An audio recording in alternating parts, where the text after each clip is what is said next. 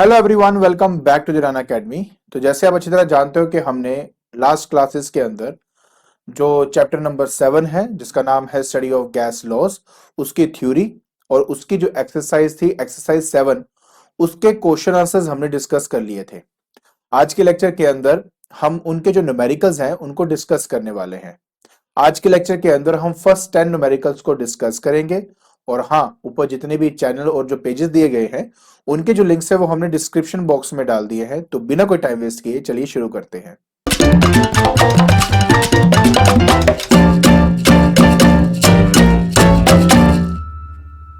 देखिए बेटा, हमने शुरुआत करनी है अपने सबसे पहले न्यूमेरिकल के साथ। कहते हैं कि what will be the minimum pressure required to compress 500 decimetre cube of air at 1 bar to 200 decimeter cube if the temperature is kept constant। देखिए बहुत सिंपल इसका सोल्यूशन है।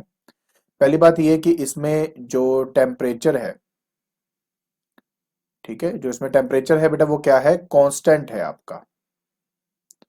तो बेटा अगर आपका टेम्परेचर यहां पर कांस्टेंट है तो उस कंडीशन के अंदर हम अपना बॉयल्स लॉ जो है वो अप्लाई कर सकते हैं।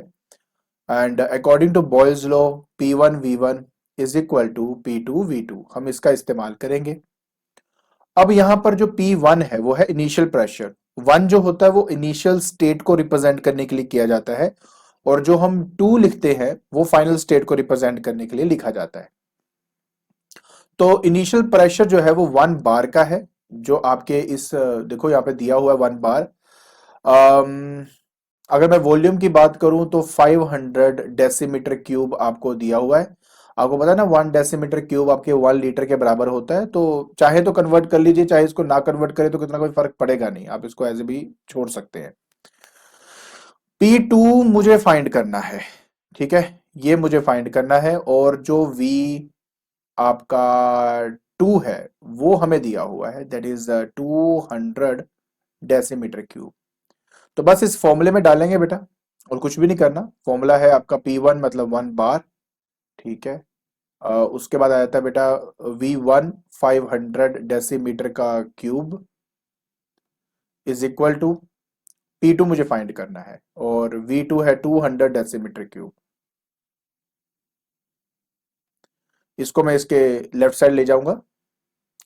तो जो P2 है बेटा वो मेरे पास आ जाता है 1 बार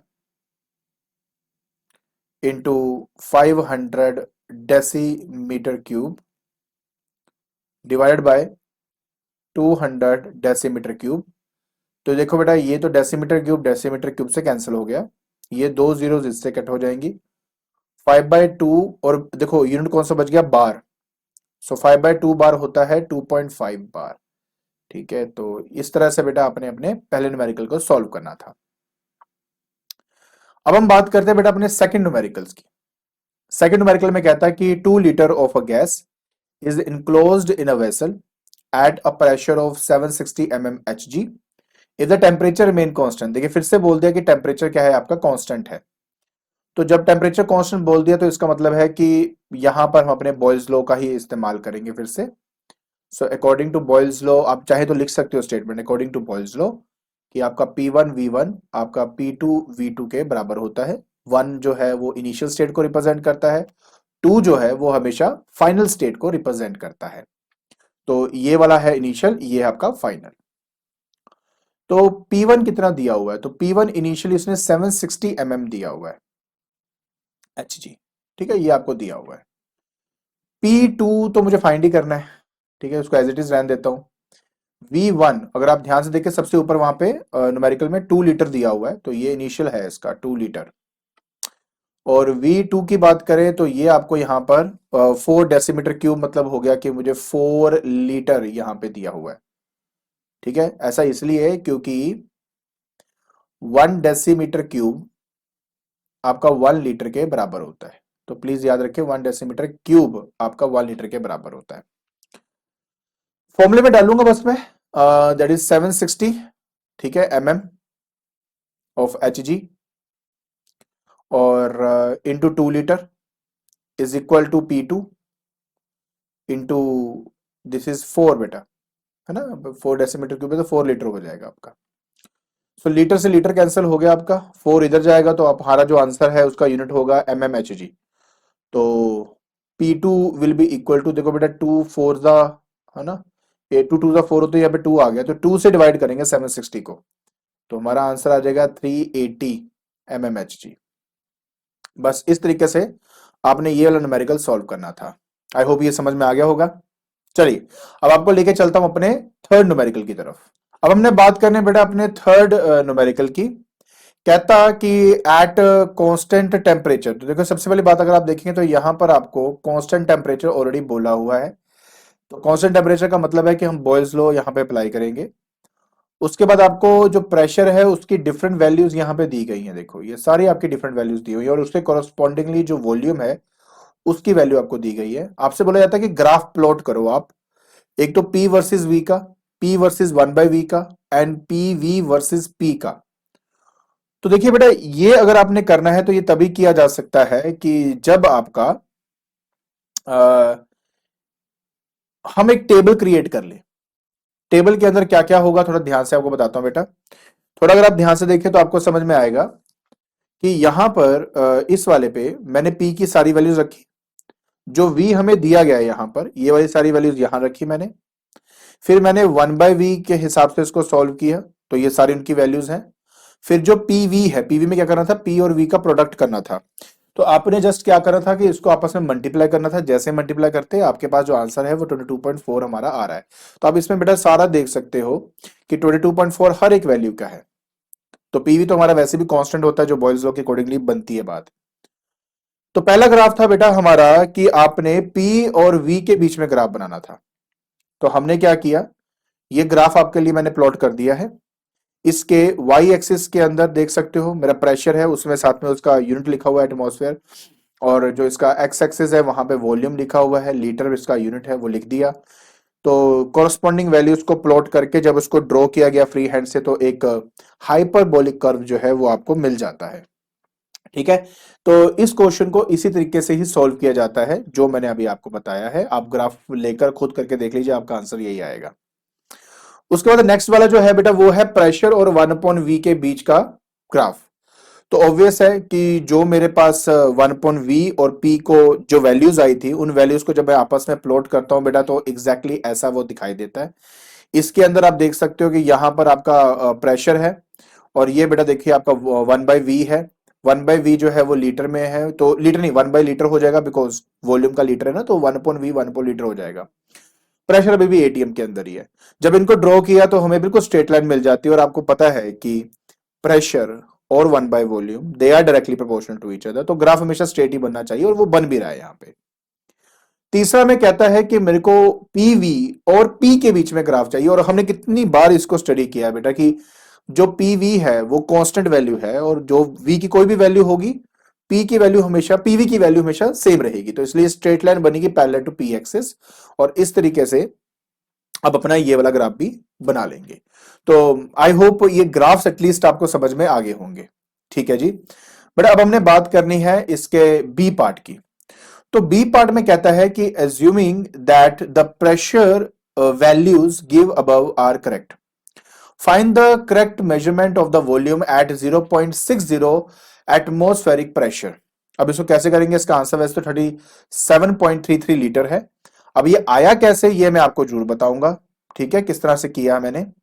बट देखो सबसे पहली बात मैंने यहां पर ना दो तीन चीजें मतलब ध्यान से देखनी है। पहली बात तो ये देखो कि तुम्हारे जब प्रेशर 1 था तब वॉल्यूम है 22.4, ठीक है।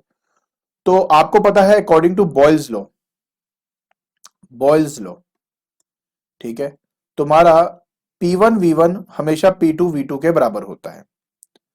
तो P1 मैंने इनमें से कोई भी आप एक वैल्यू, कोई भी दो वैल्यू ले सकते हो, बट बेस्ट है मैंने 1 वाला लिया क्योंकि इससे जो प्रोडक्ट है वो इजी बन जाएगा, जस्ट फॉर दैट रीजन। तो प्रेशर जब 1 था, वॉल्यूम था बेटा 22.4। अब उसने बोला है कि तुम्हारा जो प्रेशर है, नहीं हाँ, प्रेशर जो है 0.60 है, तो 0.60 तुम्हारा प्रेशर हो गया, तो वॉल्यूम क्या होगा वो यहां से फाइंड कर लूंगा। तो दैट इज 22.4 डिवाइड बाय 0.6। अब सॉल्व कर लीजिए बेटा, 37.33 लीटर आपका यहां पे आंसर आ जाता है। तो बस इसी तरीके से आपने ये वाला न्यूमेरिकल सॉल्व करना था। आई होप ये आपको आ गया होगा। चलिए अब आपको लेके चलता हूं अपने नेक्स्ट न्यूमेरिकल की तरफ। अब हमें बात करने बेटा अपने फोर्थ न्यूमेरिकल की। कहता है 800 centimetre cube of gas is collected at 654 mm pressure. At what pressure would the volume of the gas reduce by 40% of the original volume, temperature main constant.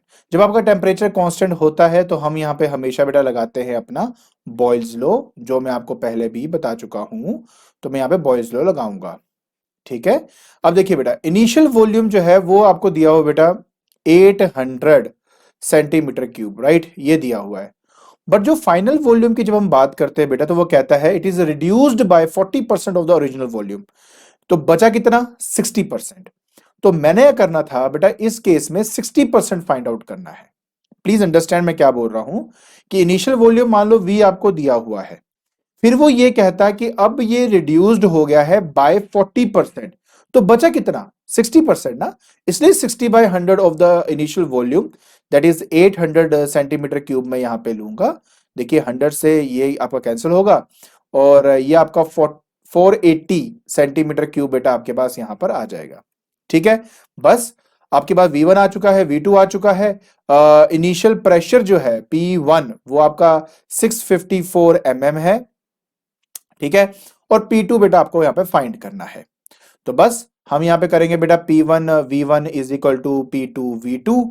तो यहां से अगर मुझे P2 फाइंड करना है so that will be P1 V1 upon V2। तो बेटा P1 आपके पास यहां पर आ जाता है 654। V1 जो है आपके पास आ जाएगा 800 डिवाइडेड बाय बेटा हम करेंगे 480। बस ये करना था। एक बार आप सोल्व करके देख लीजिए, आपका आंसर 1090 mm ऑफ Hg आ जाएगा। तो बस इस तरीके से हमें अपना ये न्यूमेरिकल करना था। आई होप आपको ये न्यूमेरिकल समझ में आ गया होगा। चलिए अब आपको लेके चलता हूं आपके नेक्स्ट न्यूमेरिकल की तरफ। अब हमने बात करने बेटा अपने फिफ्थ न्यूमेरिकल की। A cylinder of 20 litre capacity, okay, contains a gas at 100 atmospheric pressure. How many flasks of 200 centimeter cube capacity can be filled from it at 1 atmospheric pressure? Okay. So देखिए बेटा क्या करेंगे, सबसे पहले हम यहां पर जो दिया है उसके हिसाब से करेंगे और सभी को लिखा भी हुआ है टेम्परेचर मेन्स कांस्टेंट। फिर से बॉयज लॉ इस्तेमाल करके इसका आंसर आएगा। तो स्टेप नंबर 1 रहेगा कि V1 लिखूंगा बेटा कितना है। तो V1 है मेरा 20 लीटर। 20 लीटर है मेरा। ठीक है। सो 20 लीटर मतलब होगा डेसीमीटर क्यूब बेसिकली आपका। ठीक है। तो 20 लीटर है आपका पास ये।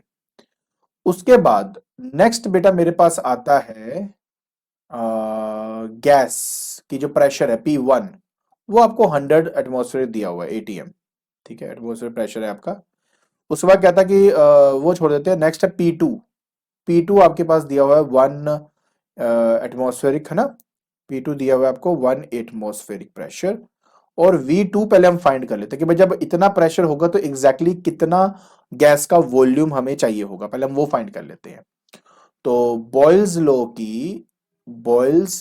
लॉ की इक्वेशन हम अप्लाई करेंगे। वाई? बिकॉज हमारा टेम्परेचर कांस्टेंट है ना, इस चलते इसी वजह से करेंगे, अदरवाइज क्यों करना था हमने इसको। तो हमारे पास आएगा बेटा P1 V1 is equal to P2 V2। अगर आप इसको अप्लाई करते हो तो देखिए बेटा आपके पास आता है 220 लीटर। मैं आपको आराम से करवाऊंगा क्योंकि ये बहुत इंपॉर्टेंट है। सो 20 लीटर आपका वॉल्यूम है और 100 एटमॉस्फेयर हो गया ATM इज इक्वल टू नया वॉल्यूम मुझे चाहिए और इनटू हो गया बेटा यहां पर 1 ATM। ठीक है। तो यहां से जब आप V2 फाइंड करते हो तो आंसर आता है बेटा आपका 2000 लीटर। आपके पास यहां पे आंसर आएगा 2000 लीटर जो है वो आपका यहां पे आंसर आ जाता है। ठीक है। अब बेटा हमें क्या करना है कि 2000 लीटर है ना, हाँ 2000 लीटर हमारा आंसर आ जाता है। अब मैं काम करता हूं, जो फ्लास्क है वो सेंटीमीटर क्यूब में मेरे को दिया हुआ है। तो पहले तो मैं इसको मीटर क्यूब कर देता हूं क्योंकि इनका यूनिट सेम होना बहुत इंपॉर्टेंट है। या तो आप अपने सेंटीमीटर क्यूब को लीटर बना दो, बट बेटर है कि मीटर क्यूब करना थोड़ा आसान हो जाता है। तो मैं आपको यहाँ पे लिख भी देता हूं कि बेटा आपका जो 1000 लीटर होता है वो 1 मीटर क्यूब के बराबर है। सो देयरफॉर जो आपका नया वॉल्यूम होगा दैट विल बी 2, मुश्किल से 2 लीटर। ठीक है, 2 metre cube, sorry 2 metre cube होगा। अच्छा, वॉल्यूम ऑफ फ्लास्क देखते कितना है, वॉल्यूम ऑफ फ्लास्क, ठीक है, कि वॉल्यूम ऑफ फ्लास्क में 200 सेंटीमीटर क्यूब है। अब 1 सेंटीमीटर में 1/100 ऑफ मीटर होता है, तो यहां पे सेंटीमीटर क्यूब है, इसी वजह से हम इसको 3 बार 100 से डिवाइड करेंगे, 3 बार 100 से डिवाइड करेंगे। तो अब क्या करना है, अब इसके लिए थोड़ा छोटा सा कॉन्सेप्ट को समझिए, और it is a very simple thing, कोई इतनी मुश्किल नहीं है कि इसको कर नहीं सकते। देखिए बात सिर्फ इतनी है कि हमारा एक फ्लास्क की जो कैपेसिटी है वो इतने मीटर क्यूब है, और टोटल वॉल्यूम जो गैस मेरे पास अवेलेबल है वो है 2 मीटर क्यूब का। तो इसका मतलब हुआ कि अगर मुझे नंबर ऑफ फ्लास्क कैलकुलेट करने हैं तो टोटल वॉल्यूम से एक फ्लास्क के वॉल्यूम को डिवाइड कर दूंगा, तो इससे मुझे नंबर ऑफ फ्लास्क मिल जाएंगे। तो अगर मुझे नंबर ऑफ क्या चाहिए बेटा, फ्लास्क, तो टोटल है मेरे पास 2 मीटर क्यूब, जो टोटल गैस है वो 2 मीटर क्यूब का है, ठीक है। और जो कैपेसिटी है एक फ्लास्क की वो ये है, तो that will be 200 divided by 100 into 100 तो देखिए बेटा ये 100 तो इस 100 से हो जाएगा कैंसिल, ये 2 इस 2 को कैंसिल कर देगा, और अब जो बच गया 10,000 ये न्यूमरेटर में चला जाएगा, तो आंसर आ जाएगा बेटा आपके पास 10,000 फ्लास्क। और इस तरीके से आपने ये वाला जो न्यूमेरिकल था सॉल्व करना था। आई होप आपको बेटा ये न्यूमेरिकल समझ में आ गया होगा। चलिए अब आपको लेके चलता हूं बेटा अपने नेक्स्ट न्यूमेरिकल की तरफ। सो नेक्स्ट न्यूमेरिकल में कहता है बेटा कि a steel cylinder of internal volume 20 liter is filled with the hydrogen at 29 atmospheric pressure. If the hydrogen is used to fill a balloon at 1.25 atmospheric pressure at the same temperature, what volume will the gas occupy? Boyle's law यार फिर से, तो according to Boyle's law equation, according to Boyle's law equation, that is P1 V1, मैं अब जल्दी दिखा देता हूँ बेटा, P1 V1 is equal to P2 V2। देखिए बेटा P1 की बात करें तो इनिशियल मेरे को जो प्रेशर है 29 दिया हुआ है, एटमॉस्फेरिक है ना, एटमॉस्फेरिक ATM लिख देता हूँ मैं। वॉल्यूम की बात करो 20 लीटर है तो 20 लीटर कर देता हूँ। नेक्स्ट प्रेशर है 1.25 ATM, और वॉल्यूम जो है वो मुझे फाइंड करना है, कुछ भी नहीं था यार, ये तो बहुत सिंपल है। तो डेट विल बी 29, और ATM काट ही देते हैं बेटा अभी के अभी, 29 into 20 litre divided by 1.25, solve ही करना है आपने, कुछ नहीं करना, और 464 लीटर आपका यहाँ पे आंसर आ जाएगा। बस सिंपल इक्वेशन अप्लाई करनी है। देखो याद ये क्या रखना है आपने, कि अगर उसने बोल दिया कि टेम्परेचर सेम है या कांस्टेंट है, तो उस केस में बॉयल्स लॉ लगाएंगे और P1 V1 equal to P2 V2 करके अपना आंसर निकालते जाओगे। Clear, good. चलिए अब आपको लेके चलता हूं अपने नेक्स्ट न्यूमेरिकल की तरफ। सो देखिए बेटा ये जो हमने सेवंथ न्यूमेरिकल करना है काफी इंटरेस्टिंग न्यूमेरिकल है। कहता है कि 561 decimetre cube of a gas at STB is filled in 748 decimetre cube container. So कह रहा है, पहले आप ये देखिए, कह रहा है कि मेरे पास एक कंटेनर है, ठीक है, दिस इज माय कंटेनर, इस कंटेनर की जो कैपेसिटी है वो तो 748 डेसीमीटर क्यूब है, पर जो गैस इसमें रखी गई है वो आपका है 561 डेसीमीटर क्यूब। और आप भी अच्छी तरह जानते हो बेटा कि जब हम गैस को किसी कंटेनर में डालते हैं, डेसीमीटर क्यूब है ना, जब किसी गैस को किसी कंटेनर में डालते हैं तो वो गैस एक्चुअली में पूरे कंटेनर का जो स्पेस है वो ऑक्यूपाई कर लेता है। तो पहले तो मुझे ये देखना है कि देखो इनिशियल वॉल्यूम तो ऑब्वियस 561 है, फाइनल इसका हो जाएगा 748 डेसीमीटर क्यूब। तो कितना वॉल्यूम में चेंज आया मुझे एक्चुअली वो कैलकुलेट करना है। रीजन ये है कि इसमें बोला गया है कि calculate the percentage change in pressure required. हमें पता बॉयल्स लॉ के accordingly P inversely proportional to V होता है। ऑब्वियस है कि यहाँ पे वॉल्यूम बढ़ेगा, इसका कितने परसेंटेज से बढ़ेगा वो मुझे वो कैलकुलेट करना है। अगर वो मुझे पता लग जाए तो जितने परसेंटेज से मेरा वॉल्यूम बढ़ रहा है उसी परसेंटेज से मेरा जो प्रेशर है वो कम होगा, because they are inversely proportional to each other. So कैसे करेंगे, देखिए सिंपल सी बात है, वॉल्यूम ऑफ गैस आपको दिया हुआ है, वॉल्यूम ऑफ गैस बेटा आपको दिया हुआ है 561 डेसीमीटर क्यूब, एंड इसको मैं V1 मान लेता हूं। वॉल्यूम ऑफ जो कंटेनर है ये आपको दिया हुआ है, ठीक है, कंटेनर ये आपको दिया हुआ है बेटा, दिस इज 748 डेसीमीटर का क्यूब, ठीक है, ये भी आपका डेसीमीटर क्यूब है सेंटीमीटर नहीं है, डेसीमीटर क्यूब है, तो इसको मैं V2 मान लेता हूं। तो बेटा percentage increase in volume, increase in volume बहुत आसान है बेटा, कुछ नहीं करना, वॉल्यूम में कितना चेंज है वो निकाल लो, मतलब 748 माइनस 561 डिवाइड बाय पूरे कंटेनर का वॉल्यूम कितना है 748। ठीक है, जब आप ये करेंगे बेटा तो आपका आंसर आ जाएगा, और इनटू 100 भी तो करना है परसेंटेज निकालने के लिए, तो आपका आंसर 25% आ जाएगा। तो क्योंकि वॉल्यूम जो गैस की है उसमें जो इंक्रीज है वो 25% का है, सो देयरफॉर प्रेशर में डिक्रीज आएगा 25% का, और वही आपका आंसर है। आई होप आपको ये वाला न्यूमेरिकल समझ में आ गया होगा। चलिए अब आपको लेके चलता हूं बेटा आपके नेक्स्ट न्यूमेरिकल की तरफ। सो नेक्स्ट क्वेश्चन में कहता है बेटा कि आपका जो 88 centimetre cube of nitrogen is at a pressure of 770 mm mercury. If the pressure is raised to 880 mm Hg, so find by how much the volume will diminish. ठीक है, temperature फिर से वही कांस्टेंट। देखिए बार बार हम एक ही चीज करते जा रहे हैं, बॉयज लॉ ही लग रहा है तो बॉयज लॉ ही लगाते जाएंगे। सो बॉयज लॉ की इक्वेशन होती है बेटा P1 V1 is equal to P2 V2। अब ये सारे न्यूमेरिकल एक बार अच्छे से कर लेना, क्योंकि एक बार अगर आप ये न्यूमेरिकल अच्छे से कर लेते हो तो आई डोंट थिंक कि आपको कभी प्रॉब्लम आएगी। तो V1 बेटा 88 मेरे को दिया हुआ है, और जो V2 है वो मुझे फाइंड करना है। ठीक है, इनिशियल जो आपका प्रेशर है P1 वो 770 आपको दिया हुआ है, और फाइनल जो है बेटा आपका P2 वो 880 mm आपको दिया हुआ है। ठीक है, so these all things are already given to you. लेकिन एक प्रॉब्लम वाली बात सिर्फ इतनी है कि उसने बोला कि if the pressure is raise to 880 mm Hg, तो by how much the volume will diminish. तो ये चेंज वाला फिर से क्वेश्चन आ गया। टेंशन लेनी, मैं बताता हूं मैं क्या बोलना चाहता हूं, पहले मैं वॉल्यूम फाइंड करता हूं आपको समझाता हूं। तो P1 V1 का मतलब हुआ 770 इंटू 88 डिवाइडेड बाय बेटा यहां पे आ जाएगा 880, और यहां से मेरा V2 आएगा। तो होगा क्या कि जब आप इसको कैंसिल करेंगे तो ऑब्वियस है बेटा यहां पे आपका आ जाएगा आंसर दैट इज 1, ये 0 से 0 कटेगा, तो जो नया वॉल्यूम है बेटा वो मेरे पास आ जाएगा 77। 77 क्या, centimetre cube.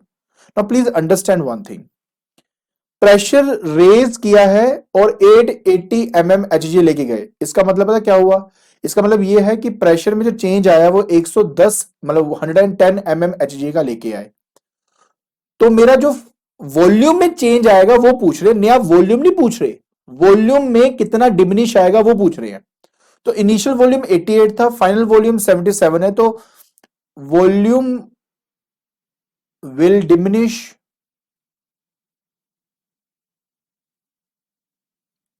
Bye 88 minus 77 that is 11 centimetre cube.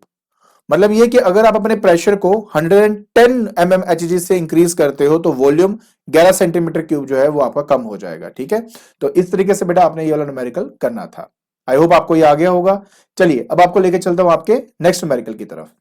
अब हमने करना बेटा अपना 9th न्यूमेरिकल, अ गैस एट 240 केल्विन। तो ओके, इनिशियल टेम्परेचर बेटा आपको दिया हुआ है दैट इज 240 केल्विन का, हीटेड टू 175 डिग्री सेल्सियस।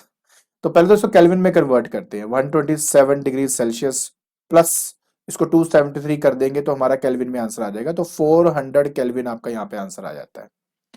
कहता find the percentage change in the volume of the gas, percentage change in the volume of the gas. Okay, कैसे find out करेंगे इसको, परसेंटेज चेंज कैसे निकालेंगे। देखिए मान लेते हैं कि V इनिशियल मेरा बेटा V है, और V फाइनल हो गया मेरा V प्लस एक्स, कुछ भी नया वॉल्यूम बन गया आपका। ठीक है, तो एक मैंने V ले लिया, एक को V प्लस एक्स ले लिया मैंने। अब क्योंकि प्रेशर कांस्टेंट है तो यहां पर क्या अप्लाई होगा, यहां पे अप्लाई होगा आपका चार्ल्स लॉ इक्वेशन। ठीक है, चार्ल्स लॉ की इक्वेशन यहां पे अप्लाई करूंगा, तो V1 upon T1 is equal to V2 upon T2। तो V1 तो बेटा देखो मेरा V है, और T1 मेरा है 240, और नेक्स्ट है वॉल्यूम बेटा V प्लस एक्स, और नीचे आ जाएगा मेरे पास यहां पर, वैसे तो मैं वी एफ माइनस वी भी कर लेता तो क्या आ जाता, कुछ फर्क ना पड़ता है ना, एक्स भी तो चेंज का ही बता रहा है। एक काम करते हैं, इसको थोड़ा सा हम इजी इजी करते हैं बेटा। ठीक है, या कोई नहीं, कोई नहीं, चलो ऐसे रहने देते हैं, छोड़ो इसको। जब यहां तक कर ही दिया तो अगला भी ऐसे ही करेंगे। तो v प्लस एक्स हो गया, तो नीचे बेटा आगे आ गया 400 आ जाएगा। ठीक हो गया। अब मैंने क्या किया, 400, यहां से बेटा 4 से 4 आपका कैंसिल हुआ। यहाँ ये देखो, मैं आपको चाहूं तो चलो इजी करने को कर भी सकता हूं, बट कर देते हैं। तो ये 4 जाएगा तो बेटा 10 हो जाएगा, ये 4 से जाएगा तो बेटा 6 हो जाएगा, ये 10 से कर देते हैं बेटा। अब यहाँ पे आ जाएगा मेरे पास 10 of v is equal to 6v plus 6x मेरे पास यहाँ पे आ जाएगा। तो जब मैं इनको आपस में सब्ट्रैक्ट करूंगा तो मेरे पास आ जाएगा 4v is equal to 6 of x। तो जो x है बेटा यहाँ पे आ गया मेरे पास 2/3 ऑफ v। तो ये जो x है वो क्या है, प्लीज अंडरस्टैंड, तभी समझ में आएगी बेटा, ऐसे बातें नहीं आती। ये जो x है ये एक्चुअली वॉल्यूम में चेंज है। v इनिशियल v था, v फाइनल में v प्लस एक्स, तो x क्या है, चेंज इन v है आपका, चेंज इन v। और क्योंकि मुझे परसेंटेज में मतलब परसेंटेज वॉल्यूम चाहिए मेरे को, तो परसेंटेज वॉल्यूम का मतलब क्या होता है बेटा कि हमारा जो वॉल्यूम में चेंज है वो न्यूमरेटर में आएगा जो कि 2/3 ऑफ v है, डिवाइड बाय ओरिजिनल वॉल्यूम जो कि हमारे पास v है, इंटू 100 कर देंगे बेटा जी, तो हमारा आंसर आ जाएगा। तो जब आप इसको कैंसिल करते हैं 2/3 इंटू 100 करेंगे तो ये आ जाएगा 33.33 को 6 से मल्टीप्लाई करेंगे तो ऑब्वियस है, 2 से मल्टीप्लाई करेंगे तो 66.6% में आपका आंसर आ जाएगा। तो इस तरीके से आपने अपना ये वाला न्यूमेरिकल सॉल्व करना था। है सिंपल ही है। इनिशियल टेम्परेचर फाइनल टेम्परेचर दिया हुआ है, इनिशियल वॉल्यूम v मान लिया, फाइनल वॉल्यूम के अंदर मैंने v प्लस एक्स कर दिया, x मतलब चेंज इन वॉल्यूम को रिप्रेजेंट कर रहा है, तो मैंने वो x ही निकाल लिया इन टर्म्स ऑफ v। बाकी उसने परसेंटेज चेंज बोली थी, तो परसेंटेज का मतलब होता है कि change in volume divide by original volume into 100, वो मैंने अप्लाई किया, मेरा आंसर आ गया। तो इस तरीके से आपने बोला ये वाला जो न्यूमेरिकल था वो सॉल्व करना था। आई होप आपको ये समझ में आ गया होगा। एंड चलिए अब आपको लेके चलता हूं अपने आखिरी न्यूमेरिकल की तरफ। तो इस क्वेश्चन में कहता है बेटा certain amount of gas occupies a volume of 0.4 litre at 17 degree Celsius, to what temperature should it be heated so that इस वॉल्यूम गेट डबल्ड या रिड्यूस टू हाफ। ओके, तो ऑब्वियस है हमारे पास दो पार्ट्स है करने के लिए, तो पहला मैं ए पार्ट कर देता हूं। सो बेटा पहली बात तो इनिशियल वॉल्यूम की अगर मैं बात करता हूं तो मेरे पास 0.4 लीटर दिया हुआ है। अगले केस में बेटा कहता है इसका डबल कर दो, बोला इसने, देखो बी ए पार्ट है कि डबल वॉल्यूम है, तो 0.8 लीटर में यहां पे कर देता हूं। टेम्परेचर जो इनिशियल है वो 17 डिग्री सेल्सियस है, और मैंने आपको हमेशा कहा कि इसको केल्विन में ही कन्वर्ट करना है, तो उसके लिए आप 17 प्लस 273 आप करेंगे यहां पर। ठीक है, तो ये केल्विन में आ जाएगा। तो 70301 कैरी 71 और एक 9 290 बेटा 290 केल्विन आपका यहाँ पे टेम्परेचर आई आ जाएगा, T1 आ जाएगा। T2 मुझे फाइंड करना है, बस ये काम है। और प्रेशर तो आपको पता ही है कांस्टेंट ही है, इसमें रिमेन्स कांस्टेंट लास्ट में पढ़ सकते हो। तो हमारे यहाँ पे चार्ज लगेगा कि V1 upon T1 is equal to V2 upon T2। So देखिए बेटा V1 की अगर मैं बात करूं तो 0.4 डिवाइड बाय T1 की बात करूं तो 290, और यहां पर जब आप V2 की बात करते हो तो 0.8, और जब आप बात करते हो मेरे किसकी टेम्परेचर की तो वो मुझे फाइंड करना है। ठीक है, तो ये मुझे काम करना है। तो यहां पे आ जाएगा बेटा T2 is equal to 0.8 into 290 divide by 0.4। तो बेटा ये देखो ये कट के यहाँ पे 2 आ जाएगा, तो आप 2 से मल्टीप्लाई कर दो तो 0, 9 टू 18 580 केल्विन आपका आंसर आ गया हुआ है। लेकिन आपका आंसर यहाँ पे डिग्री सेल्सियस में दिया गया है, तो अगर डिग्री सेल्सियस में दिया है तो आपको सिर्फ -273 करना है, 273 से माइनस करना है, तो आपका डिग्री सेल्सियस में कन्वर्ट हो जाएगा और 307 डिग्री सेल्सियस आपका आंसर आ जाएगा। तो इस तरीके से आपने अपना ये वाला पार्ट करना है। कई लोग मुझे पूछते हैं कि सर हमारा आंसर केल्विन में ही छोड़ना है कि डिग्री सेल्सियस में, तो मैं हमेशा बोलता हूं कि आप प्लीज अपने क्वेश्चन में देखो, क्वेश्चन में देखो 17 डिग्री सेल्सियस दिया है, तो फाइनल आंसर भी आपका फिर डिग्री सेल्सियस में ही होगा, तो इसलिए वहां पे आप उसको कर देंगे। क्लियर जी, गुड। चलिए अब आपको लेके चलता हूं अपने इसके सेकंड पार्ट की तरफ, और इसके बाद हमारा आज की वीडियो खत्म हो जाएगी। चलिए जल्दी से करते हैं। अब हमने बात करनी है बेटा अपने बी पार्ट की। तो बी पार्ट में वो क्या कहता है कि मेरा जो वॉल्यूम है वो एक्चुअली में हाफ हो जाता है। तो इनिशियल वॉल्यूम हमारा है 0.4 लीटर का, तो फाइनल वॉल्यूम जो है वो हो जाएगा बेटा हाफ, मतलब 0.2 लीटर, ये हाफ है।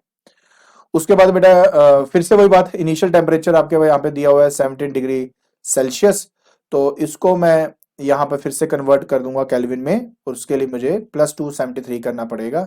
तो ये आ जाएगा बेटा 290, मैंने अभी करके दिखाया आपको, तो 290 केल्विन यहाँ पे आ जाएगा।